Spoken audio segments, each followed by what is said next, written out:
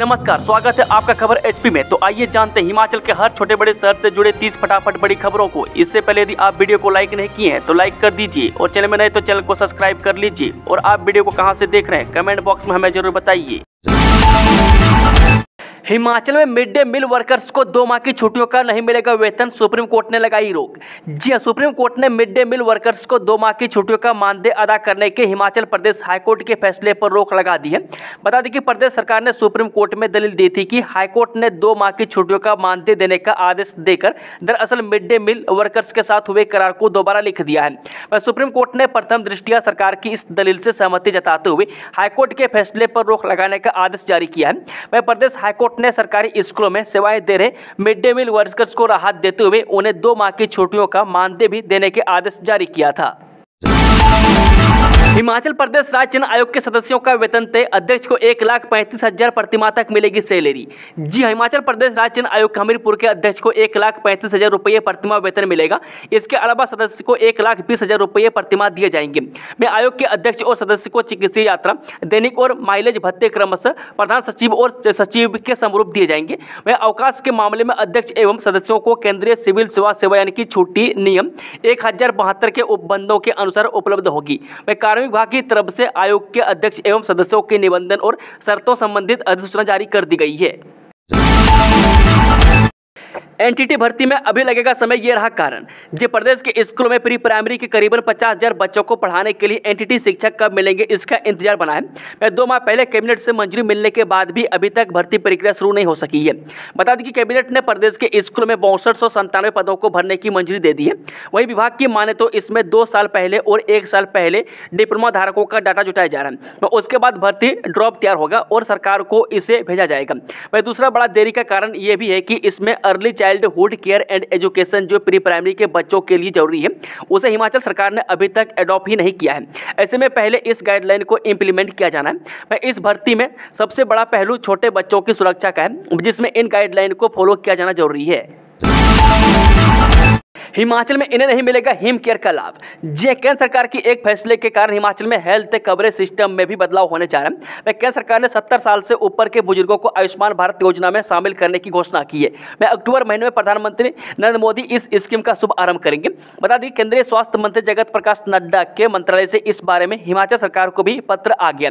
70 साल से ऊपर के बुजुर्गों को आयुष्मान में ट्रांसफर करने के कारण हिमाचल सरकार की हिम केयर योजना से 81,000 बुजुर्ग निकल जाएंगे। इन्हें 5 लाख की सालाना स्वास्थ्य कवरेज आयुष्मान भारत के तहत दी जाएगी। केंद्र सरकार की आयुष्मान भारत ने प्रधानमंत्री जन आरोग्य योजना 90:10 के खर्चे में चलती है। बता दें कि आयुष्मान भारत के लिए भारत सरकार ने पत्र के जरिए राज्य सरकार को जो सूचना दी है उसमें यह कहा गया है कि अलग अलग योजनाओं में कवर 70 साल से ऊपर के बुजुर्गों को वन टाइम ऑप्शन के तहत इस विकल्प को चुनना होगा। लेकिन यह विकल्प क्या राज्य सरकार या केंद्र सरकार की पेंशनरों को भी मिलेगा, इस बारे में अभी स्पष्ट नहीं है। केंद्र सरकार ने इस साल के अपने पहले बजट के समय यह घोषणा की थी कि 70 साल से ऊपर आयु वर्ग के सभी बुजुर्गों को आयुष्मान भारत में लिया जाएगा। अपने धर्म और सनातन की सुरक्षा के लिए आवाज उठाना गुनाह है तो ऐसा गुनाह बार बार करेंगे। जी संजौली मस्जिद विवाद को लेकर 19 सितंबर को नरवा में हिंदू संगठनों के प्रदर्शन को लेकर कुछ लोगों के खिलाफ मामले बनाए जाने पर राजपूत करनी सेना भड़क उठी है। बता दें कि 19 सितंबर को हुए प्रदर्शन के बाद राजपूत करनी सेना के प्रदेश अध्यक्ष मुकेश खुरांटा, हिंदू जागरण मंच के पूर्व महामंत्री कमल गौतम, युवा हिंदू नेता रोहित स्टाइक, सोमदत्त, रमन व प्रदीप आदि पर एक समुदाय विशेष पर आपत्तिजनक टिप्पणी करने पर नरवा थाना में एफआईआर दर्ज की गई है। राजपूत करनी सेना के प्रदेश अध्यक्ष मुकेश खुरांटा ने कहा कि करनी सेना के आह्वान पर हिंदू संगठनों द्वारा प्रदेश की अवैध मस्जिदों के विरोध स्वरूप नरवा में एक शांतिपूर्वक प्रदर्शन किया गया था, जिसमें शामिल हिंदू नेताओं सहित कुछ स्थानीय युवाओं पर मामले दर्ज करना दुर्भाग्यपूर्ण है। उन्होंने कहा कि अपने धर्म और सनातन की सुरक्षा के लिए आवाज उठाना यदि गुनाह है तो वह यह गुनाह बार बार और हजारों बार करेंगे। मैं किसी भी अंजाम के प्रभाव किए बिना भविष्य में भी वह प्रदेश स्तर पर सनातन और हिंदू धर्म की लड़ाई को जारी रखेंगे। सीएम सुखविंदर सुक्खू बोले डॉक्टर वाई.एस. परमार ऋण योजना को दिया विस्तार। जी हां, मुख्यमंत्री सुखविंदर सुक्खू ने कहा कि डॉक्टर वाई.एस. परमार ऋण योजना को विस्तार दिया गया। योजना का प्रभावी क्रियान्वयन सुनिश्चित करने के लिए और विद्यार्थियों की शंकाओं का समाधान करने के लिए एक शिकायत निवारण अधिकारी नियुक्त किया जाएगा। सुक्खू ने कहा कि प्रदेश के वंचित वर्गों के बच्चों तक शिक्षा की पहुंच सुनिश्चित करने के लिए राज्य सरकार ने एक कदम और बढ़ाते हुए सरकार ने डॉक्टर वाई.एस. परमार ऋण योजना को विस्तार प्रदान किया है। इसके तहत विदेश में शिक्षा ग्रहण करने के इच्छुक आर्थिक रूप से कमजोर वर्ग के विद्यार्थियों को लाभान्वित करने का निर्णय लिया गया। इस पहल से उच्च शिक्षा के लिए विदेशों के संस्थानों में शिक्षा ग्रहण करने के इच्छुक विद्यार्थियों की राह में वित्तीय सीमाएं आड़े नहीं आएंगी। मंत्री विक्रमादित्य बोले माफी मांगे कंगना नहीं तो करेंगे मानहानि का केस। जी, भाजपा सांसद कंगना रनौत पर पलटवार करते हुए लोक निर्माण मंत्री विक्रमादित्य सिंह ने कहा कि या तो कंगना साबित करें कि प्रदेश सरकार की ओर से सोनिया गांधी को पैसा दिया जा रहा है, अन्यथा उनके खिलाफ मानहानि का मुकदमा किया जाएगा। उन्होंने कहा कि सेंसर बोर्ड ने कंगना की फिल्म को बैन किया हुआ है, इसका दुख कम करने सांसद आजकल हिमाचल आई है। कंगना का बयान दर्शाता है कि वह मानसिक दिवालियापन की शिकार है। कंगना ज़्यादा शिक्षित नहीं है, इसलिए वह बार बार ऐसे बयान देती रहती है। हिमाचल के गांव में व्यावसायिक गतिविधियों करने वालों के यहां लगेंगे अब पानी के मीटर। जी, हिमाचल प्रदेश के ग्रामीण क्षेत्रों में व्यावसायिक गतिविधियों करने वाले लोगों के भवनों में पानी के मीटर लगेंगे। जल शक्ति विभाग अभी यह तय कर रहा है कि इन मीटर को खुद लगाया जाए या फिर लोग स्वयं लगाएंगे। विभाग को हर महीने इससे 3 करोड़ रुपये से ज़्यादा राजस्व प्राप्त होगा। प्रदेश सरकार ने आर्थिक स्थिति को सुधारने के लिए यह फैसला लिया है। ग्रामीण क्षेत्रों में चलने वाले होम स्टे होटलों में पानी के मीटर लगेंगे, जबकि भवन मालिकों को 100 रुपये पानी का बिल आएगा। प्रदेश सरकार की ओर से तय की गई पानी की दरों की मार मालिकों के अलावा किराएदारों पर पड़ेगी। हिमाचल में बनेगी देश की दूसरी फूड फॉरेंसिक यूनिट। जी हां, अब देश में गुजरात के बाद हिमाचल में फूड फॉरेंसिक यूनिट शुरू किए जाने की योजना बनाई है, जिससे खाद्य पदार्थों की गुणवत्ता जांच सहित खाद्य जनित बीमारियों के कारणों व आपराधिक मामलों में जांच को मद मिल पाएगी। अब तक फेस्टिवल सीजन और नाम मात्र की बजाय स्वायत्त फॉरेंसिक यूनिट में खाद्य पदार्थों की 100% गुणवत्ता की जाँच की जाएगी। इससे पहले प्रदेश में खाद्य पदार्थों के संदिग्ध सेवन से कई गंभीर मामले सामने आ चुके हैं। ऐसे मामलों पर भी अंकुश लगाने में मदद मिल पाएगी। प्रदेश में खाद्य पदार्थों में मिलावट की जांच करना और खाद्य जनित बीमारियों के कारणों का पता लगाना अब कठिन काम नहीं रहेगा। सरकार ने राज्य में फूड फॉरेंसिक यूनिट स्थापित करने को मंजूरी प्रदान कर दी है। स्थापित होने के बाद यह गुजरात के बाद देश की दूसरी खाद्य फॉरेंसिक इकाई होगी। बिजली बोर्ड को घाटे से उबारेगी सरकार। जी हां, राज्य बिजली बोर्ड लिमिटेड की खस्ता वित्तीय स्थिति में सुधार करने के लिए सरकार ने एक कैबिनेट सब कमेटी का गठन किया है। इस सब कमेटी ने बिजली बोर्ड के प्रबंध के साथ एक बैठक कर ली है, जिसमें बिजली बोर्ड की तरफ से उसकी मौजूदा वित्तीय स्थिति पर रिपोर्ट दी गई है। जो जानकारी बोर्ड प्रबंधन से कैबिनेट सब कमेटी ने मांगी थी वो उनको मुहैया करवा दी गई है, जिसके बाद अब आगे कदम उठाए जाएंगे। अभी सब कमेटी के अध्यक्ष से बिजली बोर्ड के कर्मचारियों व पावर इंजीनियरों ने भी मिलने का समय मांगा है। इनका एक संयुक्त मोर्चा गठित है, जिसने सब कमेटी से वार्ता को समय मांगा है। जैसे उन्हें समय मिलता है तो वे भी अपने सुझाव उन्हें देंगे, जिससे बोर्ड की हालत को ठीक किया जा सके।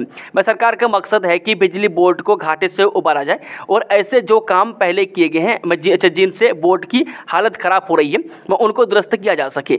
अब बिजली बोर्ड प्रबंधन अपनी ओर से भी सुझाव देगा और पूरे मामले पर सब कमेटी अपनी रिपोर्ट बनाएगी। कुछ और जानकारियां उसने प्रबंधन से बोर्ड के विषय में मांगी है। गोपालपुर चिड़ियाघर का होगा क्या कल्प। जिला कांगड़ा के तहत बनखंडी में बनने जा रहे अत्याधुनिक सुविधाओं से सुसज्जित चिड़ियाघर की तरह ही गोपालपुर चिड़ियाघर का भी क्या कल्प किया जाएगा। बेशक यहां पर जगह की कमी होने की वजह से इसका विस्तार तो नहीं किया जा सकता, लेकिन व्यवस्थाओं को और बेहतर तथा सुदृढ़ करने की योजना पर माथापच्ची शुरू हो गई है। विजिटर्स के आकर्षण का केंद्र बने हुए गोपालपुर चिड़ियाघर को नया लुक प्रदान करने का प्लान तैयार किया जा रहा है। जानवरों के बाड़ों का सौंदर्यीकरण पर आकर्षक बनाया जाएगा, ताकि इसके लुक को देखकर ही विजिटर्स से खींचे चले आए। यही नहीं, यहां पर एक बड़े क्षेत्र में विचरण करने वाले भालू के लिए भी बेहतर बाड़ा की सोची जा रही है। अब तक भालू के लिए एक बड़ा क्षेत्र खुला रह गया है तथा वहां पत्थरों की गुफा में भालू दिखाई देते हैं। इसके लिए बेहतर घर बनाने के बारे में विचार किया जा रहा है। ऐसे में गोपालपुर चिड़ियाघर के बंद किए जाने की अफवाहें उड़ना शुरू हो गई थी। इन अफवाहों पर DFI वाइल्ड लाइफ हमीरपुर ने विराम लगा दिया। विभागीय अधिकारी की माने तो गोपालपुर चिड़ियाघर में रेस्क्यू सेंटर को बेहतर बनाने की तरफ कदम बढ़ाया जा सकता है। इसके लिए विभागीय उच्च अधिकारियों से भी बातचीत हुई है। यहाँ पर रेस्क्यू सेंटर को डेवलप कर जानवरों के इलाज की बेहतर सुविधा प्रदान की जाएगी। यहाँ पर एक बड़ा ऑपरेशन थिएटर तथा लेबोरेटरी स्थापित की जाएगी। वे कांगड़ा, बिलासपुर, हमीरपुर व पालमपुर से रेस्क्यू कर लाए जाने वाले जानवरों का यहाँ पर उपचार किया जाएगा। अनुराग की मांग, घुसपैठियों पर जल्द कार्रवाई करे सरकार। जी हां, पूर्व केंद्रीय मंत्री व हमीरपुर क्षेत्र के सांसद अनुराग ठाकुर ने कहा कि हिमाचल प्रदेश में अगर घुसपैठिए रोहिंग्या अतिक्रमण कर रहे हैं तो उन पर कार्रवाई होनी चाहिए। यहां आयोजित पत्रकार सम्मेलन में उन्होंने कहा कि उनके कारण कानून व्यवस्था पर सवाल खड़े हो रहे हैं। वे कानून व्यवस्था चरमरा रही है, स्थानीय लोगों के अधिकार भी छीने जा रहे हैं, वह बहु बेटियों भी सुरक्षित नहीं है। अगर कोई अवैध रूप से हिमाचल प्रदेश में रह रहा है तो उनकी पहचान होनी चाहिए। वह सरकार कानून तोड़ने वालों के खिलाफ कार्रवाई करें। उन्होंने अफसोस प्रकट किया है कि ऐसी आवाज उठाने वालों पर पानी की बौछारें फेंक कर उनका दमन किया जा रहा है, लेकिन उनके हक छीनने वालों पर कोई कार्रवाई नहीं की गई है। अनुराग ठाकुर ने कहा कि प्रदेश में मुफ्त बिजली योजना बंद कर दी गई है।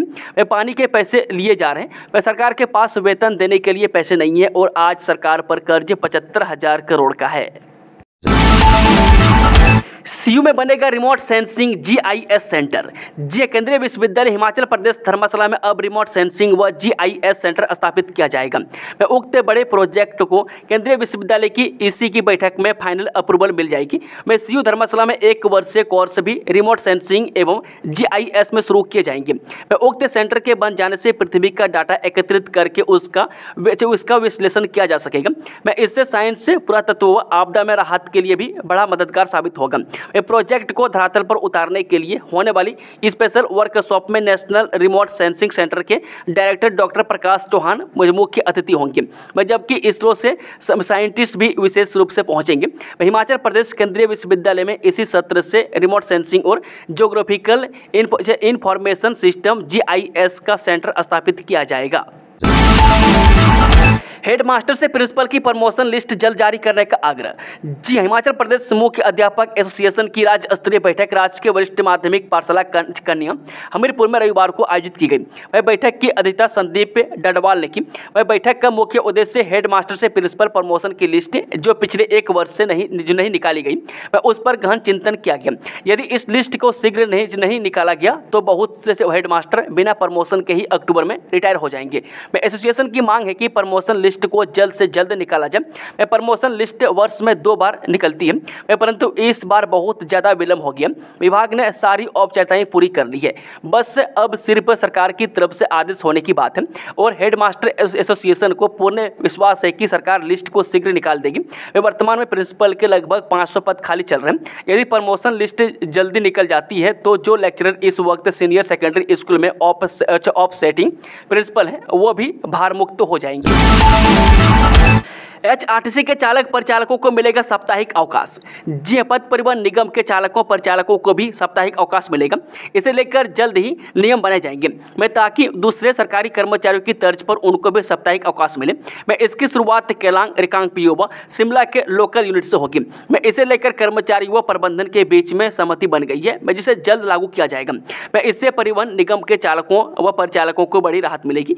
शनिवार को परिवहन कर्मचारी महासंघ यानी कि इंटेक की निगम प्रबंधन के साथ बैठक हुई, जिसकी अध्यक्षता एमडी रोहन चंद्र ठाकुर ने की है।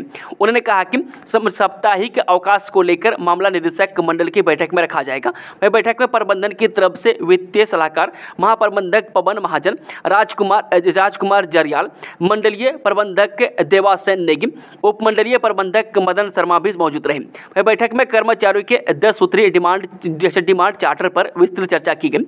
यहाँ चालकों परिचालकों का ओवर टाइम व रात्रि भत्ता न देने पर नाराजगी भी जताई गई। वह बैठक में निर्णय लिया गया कि चरणबद्ध तरीके से यह लंबित लाभ जारी कर दिए जाएंगे। हिमाचल में सड़क, पेयजल समेत 70 योजनाओं के टेंडर रद्द, जाने वजह। जी, हिमाचल प्रदेश में विभिन्न विभागों की करीब 70 योजनाओं के टेंडर रद्द किए गए हैं। निविदा की राशि का सही आकलन नहीं करने पर अलग अलग विभागों ने इस संबंध में फैसले लिए हैं। तो कुछ मामलों में दस्तावेजों के पूरा न होने और अकेले बोलीदाता के आने पर भी इन्हें रद्द किया गया। मेरा सरकार की सख्ती के बाद सभी प्रशासनिक सचिवों ने विभागाध्यक्षों को निर्देश जारी किए हैं कि विभिन्न योजनाओं के टेंडर लगाते वक्त इस बात का ध्यान रखा जाए कि फिजूल खर्ची न हो, में अच्छी स्पर्धा करवाकर ही टेंडर लगाए जाएं। ऐसे में कई टेंडर दस्तावेजों में अनियमितताएं और अधूरापन पाए जाने पर उन्हें रद्द किया गया। कुछ टेंडरों में दस्तावेज पूरे न होने की वजह से भी इन्हें खारिज किया गया और औपचारिकताओं को पूरा करने के बाद इन्हें दोबारा लगाया जाएगा। भुंतर में विशेष समुदाय के 3 कारोबारियों को दुकानें खाली करने का अल्टीमेटम। जी हाँ, कथित मस्जिद विवाद थमने का नाम नहीं ले रहा है। मैं अब भुंतर और कुल्लू में भी इसका असर दिखना शुरू हो गया। मैं भुंतर में विशेष समुदाय के 3 कारोबारियों को मकान मालिकों ने दुकानें खाली करने का अल्टीमेटम दे दिया। मैं इन्हें कुछ समय की मोहलत दी गई है। मैं उधर कुल्लू के विशेष समुदाय के कारोबारियों ने भी सोमवार को उपायुक्त तोरुल एस रब्बी से मुलाकात कर अपनी समस्याएं रखी। बता दें कि दूसरी ओर 30 सितंबर को कुल्लू शहर में जन जागरण अभियान के तहत हिंदू संगठन व आम लोग सड़कों पर उतरेंगे। वह जन जागरण अभियान को कामयाब बनाने के लिए देवभूमि जागरण मंच प्रयास कर रहा है। विश्व हिंदू परिषद के प्रांत सह प्रमुख सुनील आर्य ने 30 सितंबर को कुल्लू में होने वाले जन जागरण अभियान में शामिल होने के लिए लोगों से अपील की गई है। उपायुक्त ने बताया कि अपनी मांगों को लेकर कुछ लोग उनसे मिले हैं। मैं उनकी समस्याओं को सुनकर समाधान करने का आश्वासन दिया गया। उल्लेखनीय है कि कुल्लू में सोशल मीडिया पर भी बहस छिड़ी हुई है। मैं किराए की दुकानों और घरों को खाली करने की पहल चलाने को लेकर कई तरह की चर्चाएं हो रही हैं। मैं कोई इसके पक्ष में है तो कोई विरोध कर रहा है।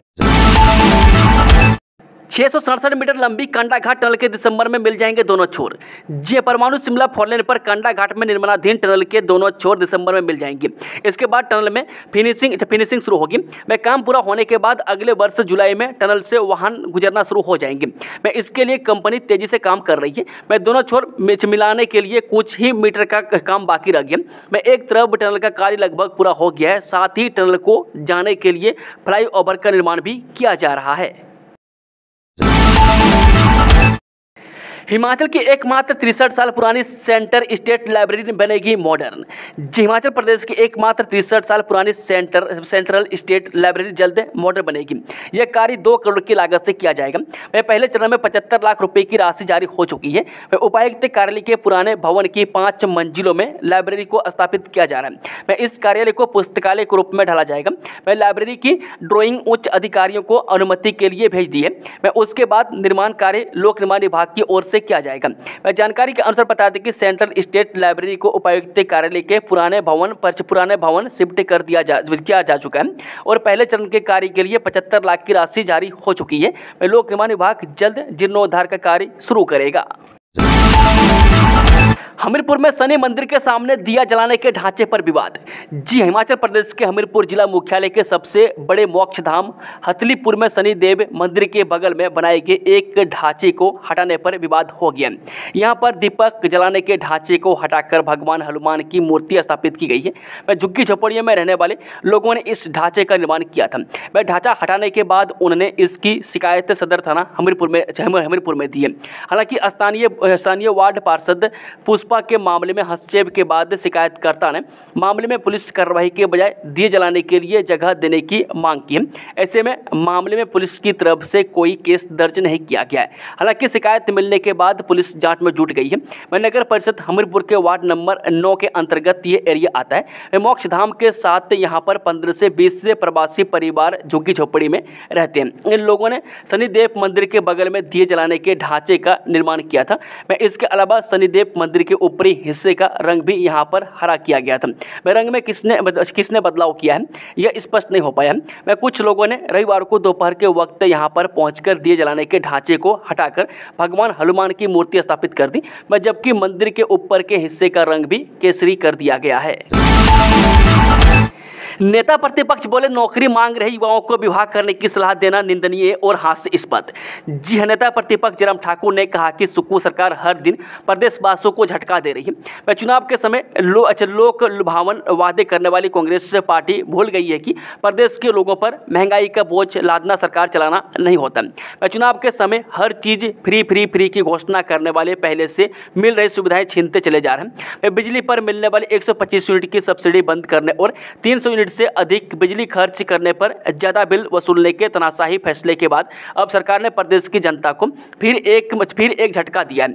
इस बार सुक्खू सरकार ने प्रदेश के लोगों को निःशुल्क मिल रहे पेयजल की योजना भी खत्म कर दिया है। इसके साथ ही शहरों में मिलने वाले पानी की कीमतों में भी भारी वृद्धि है।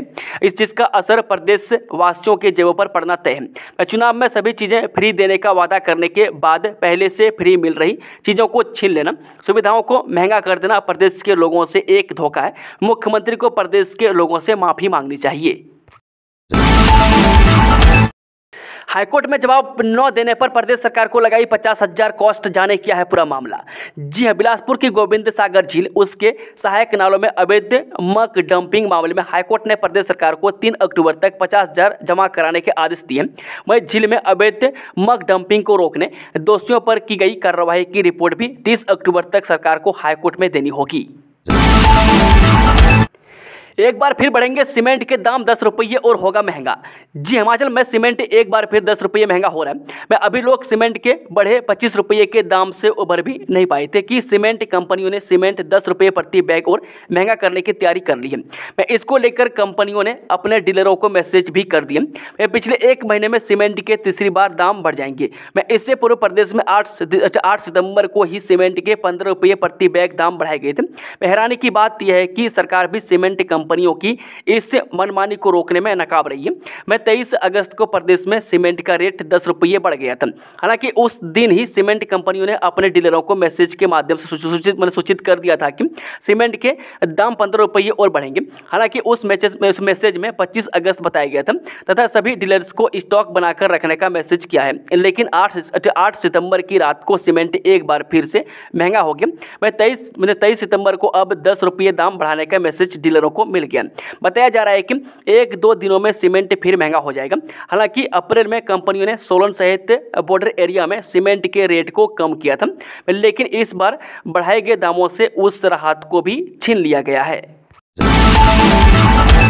शारीरिक शिक्षा विषय में प्रवेश परीक्षा के आधार पर भरी जाएंगी पीएचडी की 6 सीटें। जी हां, हिमाचल प्रदेश विश्वविद्यालय के शारीरिक शिक्षा विभाग में शारीरिक शिक्षा विषय में पीएचडी की 6 सीटों को भरा जाएगा। इसके तहत 5 सीटें सामान्य वर्ग और 1 सीट अनुसूचित जाति वर्ग से भरी जाएगी। इन सीटों को भरने का रास्ता साफ हो गया। ये सीटें प्रवेश परीक्षा के आधार पर भरी जाएंगी। लिखित परीक्षा 80 अंकों की होगी। इन सीटों पर प्रवेश के लिए ऑनलाइन आवेदन की प्रक्रिया शुरू हो गई है। में आवेदन 15 अक्टूबर तक किया जा सकेगा। इसके लिए पात्रता शर्तें व अन्य महत्वपूर्ण जानकारी वेबसाइट पर उपलब्ध करवा दी है। प्रवेश परीक्षा की तिथि बाद में अलग से जारी की जाएगी। ऑडिशन में उत्तीर्ण होने वाले कलाकार ही दे पाएंगे सांस्कृतिक प्रस्तुतियां। जी हां, अंतर्राष्ट्रीय कुल्लू दशहरा उत्सव के लिए कलाकारों का चयन ऑडिशन के जरिए होगा। ऑडिशन में सक्षम पाए गए कलाकारों को उत्सव में प्रस्तुतियों का मौका मिलेगा। जिला भाषा अधिकारी सुनीला ठाकुर ने बताया कि सांस्कृतिक कार्यक्रमों में श्रेष्ठ कलाकारों के चयन के लिए स्वर परीक्षा ऑडिशन का कार्यक्रम 30 सितंबर से 5 अक्टूबर तक संपन्न किया जाएगा। वहीं 30 सितंबर से 2 अक्टूबर तक जिला कुल्लू के कलाकारों की परीक्षा ली जाएगी। रात 9 से 11:30 बजे के बीच नशे में गाड़ी चलाने वाले हो जाए सावधान, होगी सख्त कार्रवाई। जी हां, हिमाचल प्रदेश में सड़क सुरक्षा को बढ़ावा देने के लिए पुलिस ने एक विशेष अभियान शुरू किया है, जिसका उद्देश्य शराब पीकर गाड़ी चलाने वाले व्यक्तियों के खिलाफ कड़ी कार्रवाई करना है। यह अभियान 23 से 29 सितंबर 2024 तक चलेगा और रात 9 बजे से 11:30 बजे के बीच होने वाली सड़क दुर्घटनाओं की बढ़ती संख्या को कम करने पर केंद्रित है। पुलिस महानिदेशक डॉक्टर अतुल वर्मा ने बताया कि इस वर्ष 2345 ड्राइविंग लाइसेंस रद्द करने की सिफारिश की गई है, जिसमें से लगभग 1400 मामले शराब पीकर गाड़ी चलाने से संबंधित हैं। पुलिस का लक्ष्य नशे में गाड़ी चलाने के मामलों को कम करना है ताकि सभी सड़क के उपयोगकर्ताओं की सुरक्षा सुनिश्चित की जा सके। सानन पावर हाउस में पैसेंजर्स का प्रदर्शन, मांगे नहीं मानी तो 25 को पटियाला में करेंगे प्रदर्शन। जी हां, जोगिंदर नगर में सोमवार को सानन पावर हाउस परिसर में पैसेंजर्स एसोसिएशन मंडल ने अपनी लंबित मांगों को लेकर पंजाब सरकार और पंजाब राज्य विद्युत परिषद के खिलाफ प्रदर्शन किया। प्रदर्शन का नेतृत्व मंडल के प्रधान रमेश कुमार ने किया, जिनके साथ दुनीचंद, अनिल कुमार सूद, अमर सिंह, रवि कुमार और तकनीकी सेवा यूनियन के प्रधान कुलदीप चौहान भी मौजूद थे। सभी वक्ताओं ने पैसेंजर्स की लंबित मांगों पर प्रकाश डाला और सरकार की अनदेखी पर रोष व्यक्त किया। है। वक्ताओं ने बताया कि पेंशनर्स की मुख्य मांगों में डीए यानी कि महंगाई भत्ता की अदायगी, वर्ष 2016 से संशोधित वेतनमान की एरियर की अदायगी व वर्ष 2015 से पहले सेवानिवृत्त हुए पेंशनर्स की प्रोफिएसी दर 2.45 की है, 5 की जगह 2.59 करने की मांगे शामिल हैं। मैं इसके साथ ही पेंशनर्स के लिए मेडिकल भत्ते को 2,000 रुपये तक बढ़ाने व कैशलेस मेडिकल योजना लागू करने की मांगे भी शामिल हैं। प्रदर्शनकारियों ने चेतावनी दी है कि यदि उनकी मांगों को जल्द पूरा नहीं किया गया तो 25 सितंबर को पटियाला स्थित पंजाब राज्य विद्युत बोर्ड के मुख्यालय में बड़ा प्रदर्शन किया जाएगा। मेडिकल कॉलेज के इमरजेंसी वार्ड में महिला डॉक्टर के साथ दुर्व्यवहार करने पर मामला दर्ज। जी हां, राधा कृष्णन मेडिकल कॉलेज एवं अस्पताल हमीरपुर में मरीज के साथ आए तीमारदार द्वारा ड्यूटी पर तैनात एक महिला डॉक्टर से अभद्र व्यवहार किए जाने का मामला प्रकाश में आया है। बताया जा रहा है कि रविवार रात को इमरजेंसी वार्ड में तैनात महिला डॉक्टर से तीमारदार द्वारा इस घटना को अंजाम दिया गया। वह सदर पुलिस ने घटना के अगले दिन सोमवार को इस मामले को पंजीकृत किया है और छानबीन में जुट गई है। जानकारी के मुताबिक बता दें कि रविवार रात को डॉक्टर राधाकृष्णन मेडिकल कॉलेज एवं अस्पताल हमीरपुर के इमरजेंसी विभाग में एक मरीज के साथ आए तीमारदार द्वारा महिला डॉक्टर ऑन ड्यूटी के साथ दुर्व्यवहार किया गया। जब उस व्यक्ति को ऐसा करने से रोकने का प्रयास किया गया तो उसने डॉक्टर्स और स्टाफ से भी गाली गलौज करने शुरू कर दी। इस दौरान अस्पताल में माहौल काफी गर्मा गया। आंगनबाड़ी कार्यकर्ताओं व सहायिकाओं के रिक्त पद भरने हेतु आवेदन आमंत्रित। जी हां, सर्वसाधारण को सूचित किया जाता है कि बाल विकास परियोजना बसंतपुर के अंतर्गत संचालित आंगनबाड़ी केंद्र नराड़, करियाली और पठूखर में कार्यकर्ता और ड्रोल, मालगी, पचपडेन, मड़ोल घाट, मजली, जयान, नेहरा, पठूखर, चलाहल और डगोग में सहायिका के रिक्त पदों को भरने के लिए दिनांक 23/10/2024 को बाल विकास परियोजना सुन्नी के कार्यालय में सुबह 11 बजे उप मंडलाधिकारी शिमला ग्रामीण की अध्यक्षता में साक्षात्कार लिए जाएंगे। यह जानकारी बाल विकास परियोजना अधिकारी बसंतपुर स्थित सुन्नी हरीश शर्मा ने दी है। संबंधित आंगनबाड़ी केंद्रों के सर्वेक्षण क्षेत्र के अंतर्गत आने वाली महिला आवेदक सादे कागज पर सभी प्रमाण पत्रों सहित दिनांक 21/10/2024 तक बाल विकास परियोजना अधिकारी बसंतपुर स्थित सुन्नी के कार्यालय में अपना आवेदन जमा करवा सकती है। उपरोक्त पदों के लिए न्यूनतम शैक्षणिक योग्यता 12वीं पास है और आवेदिका की आयु 18 से 35 वर्ष के मध्य होनी चाहिए। वहीं आवेदिका के परिवार की वार्षिक आय सभी साधनों से 50,000 रुपये से अधिक नहीं होनी चाहिए। यदि कोई महिला साक्षात्कार के दिन भी सभी अनिवार्य दस्तावेजों सहित अपना आवेदन प्रस्तुत करती है तो उसको भी साक्षात्कार का मौका दिया जाएगा। 200 करोड़ की कमाई वाले सानन प्रोजेक्ट के हक की लड़ाई में हिमाचल को पहली सफलता। सुप्रीम कोर्ट ने पंजाब सरकार से 8 नवंबर तक मांगा जवाब।